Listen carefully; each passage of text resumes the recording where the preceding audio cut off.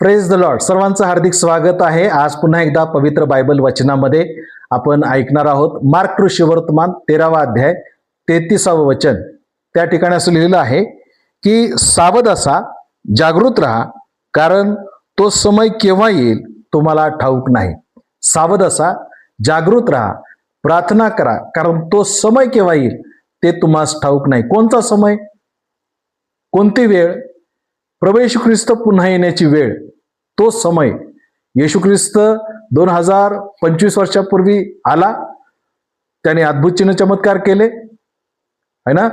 एक लीन नम्र होऊन अर्पणाचा कोकरा म्हणून तो आला. त्याने सर्वांकरता आपलं दैवत्व सिद्ध केलं. अद्भुत चमत्कार त्याने केले. निर्दोष आणि निष्कलंक रक्त त्याने सांडलं है ना. तिसऱ्या दिवशी मेल्यातून पुन्हा जिवंत झाला आणि 40 दिवस दर्शन दिल्यानंतर तो पुन्हा स्वर्गात घेतला गेला. हालेलुया. ते त्याचं पहिलं येणं होतं. आणि दुसऱ्या येण्याविषयी येशूने स्वर्गात जाण्यापूर्वीच सांगितलं की मी जसं चाललेलो आहे तसं मी पुन्हा येणार आहे. आणि तो पुन्हा कशासाठी येणार आहे? तर न्याय करण्यासाठी येणार आहे. न्याय झाल्यानंतर जे येशूच्या वचनाप्रमाणे, आज्ञेप्रमाणे, येशूवर विश्वास ठेवून येशूच्या मार्गाप्रमाणे जाणारे आहेत, त्यांना स्वर्गाच्या राज्यामध्ये घेऊन जाण्यासाठी तो पुन्हा येणार आहे. हालेलुया. आणि मग आता तो वेळ, ती काळ, तो समय केव्हा आहे, म्हणजे येशू येण्याचा वेळ कोणचा आहे हे कोणालाच माहिती नाही. हालेलुया. आणि म्हणून ती वेळ माहिती नसल्यामुळं येशूने सांगितलं की सावध असा, जागृत राहा आणि प्रार्थनेमध्ये राहा, कारण ती वेळ कधीची आहे ही माहिती नाही. सदैव जागृत राहा. कशाविषयी जागृत राहा? तर पाप, प्रलोभन आणि चुकीचे मार्ग, पाप, प्रलोभन आणि चुकीचे मार्ग की जे सैतान, दुष्ट शक्ती, सैतान म्हणजे दुष्ट शक्ती की जी देवाकडं जाऊ न देणारी आहे, दुष्ट शक्ती की जे देवाचं ऐकून न देणारी आहे, दुष्ट शक्ती की जे देवाच्या कार्याला अडखळण आणणारी आहे, देवाच्या प्रार्थनेला, वचनाला अडखळण आणणारी आहे. ती दुष्ट शक्ती काय करते की देवाकडं न जावं, कोणत्याही व्यक्तीने देवाकडं न जावं, जाऊ नये याकरता ती दुष्ट शक्ती करते काय, तर ती दुष्ट शक्ती आपल्याला म्हणजे माणसाला पाप, प्रलोभन आणि चुकीच्या मार्गामध्ये घेऊन जाण्याचा प्रयत्न करते. म्हणून येशूने सांगितलं की सावध राहा. पहिले पेत्र अध्याय 5 वचन 8 मध्ये तिथेही आपण वाचतो की सावध असा, कारण तुमचा शत्रू सैतान हे कोणास गिळावे हे शोधत फिरत आहे. कोणताही व्यक्ती आपला शत्रू नाही, कोणतीही संस्था आपली शत्रू नाही, कोणतीही पार्टी, कोणताही व्यक्ती, कोणतीही प्रवृत्ती, कोणताही व्यक्ती आपला शत्रू नाही. तर आपला शत्रू कोण आहे?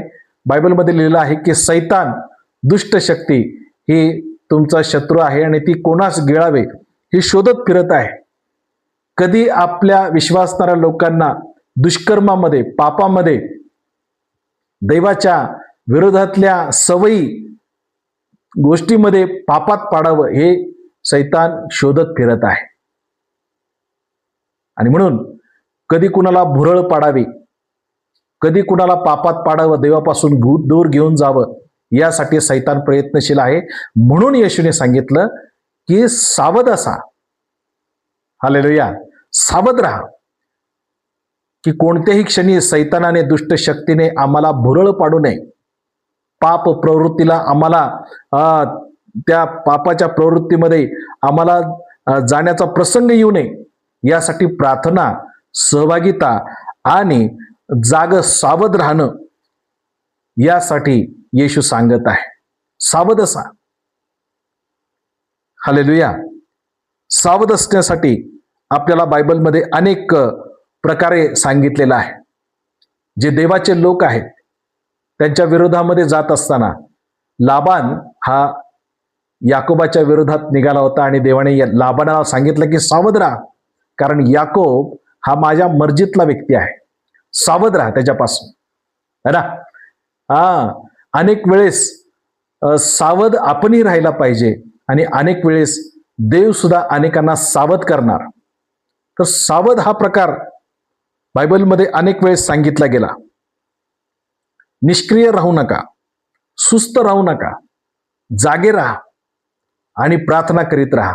एकदा येशू ख्रिस्त शिष्यांना डोंगरावर घेऊन गेला आणि गेतसेमने बागेमध्ये जाण्याच्या अगोदर आपल्याला माहित आहे की त्या ठिकाणी येशूने सांगितलं की तुम्ही इथं प्रार्थना करा, मी पुढे जाऊन प्रार्थना करतो. शिष्य प्रार्थना न करताना बेसावधपणे ते निष्क्रिय राहिले आणि ते झोपून गेले. प्रार्थना न करता, जागृत न राहता ते झोपून गेले, निष्क्रिय राहिले, सुस्ती त्यांना आली. येशू सांगत आहे की सावध राहा, जागे राहा, प्रार्थना करत जागे राहा, दररोज बायबल वाचत जागे राहा, पापापासून दूर राहा, सहभागितेमध्ये राहा आणि या गोष्टी करत तुम्ही जागृत राहा, सावध राहा. हालेलुया. तर आज मार्क अध्याय 13 वचन 33 मध्ये आपण वाचत असताना शास्त्र आपल्याला ते सांगत आहे की सावध असा, जागृत राहा, कारण तो समय केव्हा येईल हे तुम्हाला ठाऊक नाही. तो समय जवळ येण्याची चिन्ह काय आहे?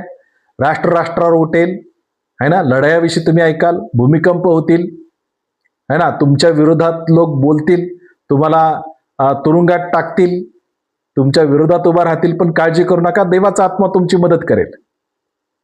हालेलुया. अशा अनेक गोष्टी या मार्क अध्याय 13 मध्ये सांगितलेल्या आहेत, परंतु 33व वचनच फक्त आपण ऐकलेलं आहे थोड्या वेळासाठी.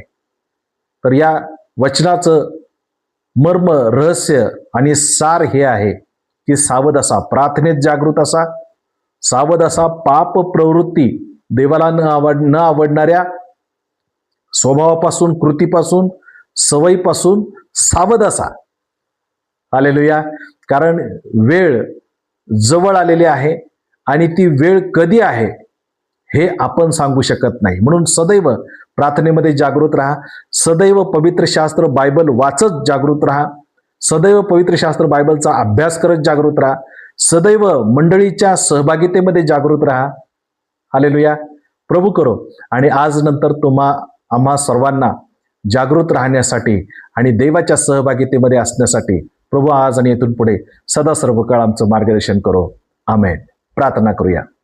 पवित्र पवित्र अतिपवित्र आमच्या महान, जिवंत आणि सामर्थ्यवान परमेश्वरा, आजच्या या पवित्र आणि महान वचनाबद्दल आम्ही तुझे आभार मानतो.